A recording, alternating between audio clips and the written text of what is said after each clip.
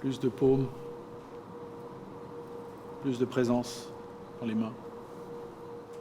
Je m'appelle Gilles Bonnet, je suis enseignant d'arts martiaux chinois au sens général du terme, puisque j'enseigne aussi le kung-fu et le tai chi chuan.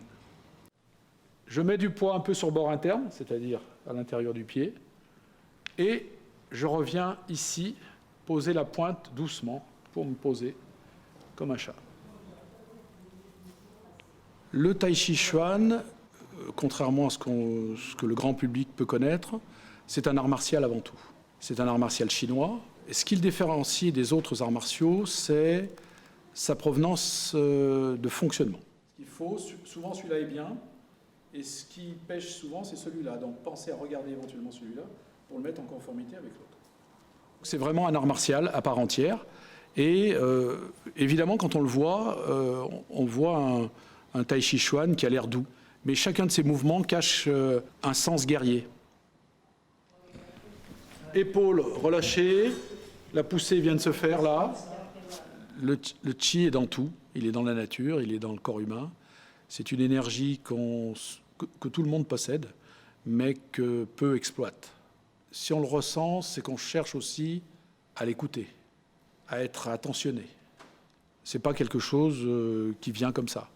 Il faut avoir un retour quand même sur soi et une certaine écoute de soi. On s'auto-interroge d'une certaine manière. Relâchez vraiment le bras.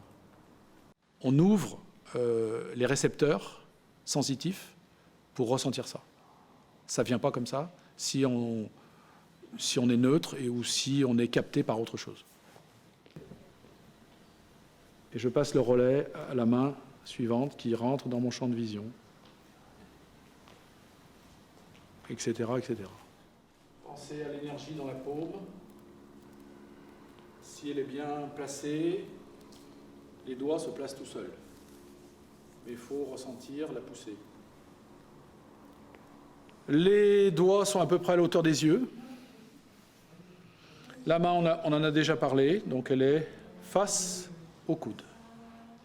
On aborde son quotidien de façon plus philosophique, plus distancialisée. Et puis, ça a aussi des incidences sur la pratique externe, c'est-à-dire la pratique kung-fu. On est dans une ère où l'individu est malmené par le stress de la vie, par des métiers trépidants, par des moyens de transport qu'il faut toujours résoudre matin et soir. Et j'irais pas jusqu'à dire que c'est une mode, mais c'est un besoin. C'est-à-dire que les gens ont vraiment de plus en plus besoin de quelque chose qui leur apporte un complément, je ne voudrais pas dire de survie, mais d'aide à la vie de tous les jours. Et le tai chi n'est pas la seule panacée, bien entendu, mais fait partie des pratiques de bien-être, au même titre que le yoga ou d'autres pratiques similaires, et le qigong, bien sûr.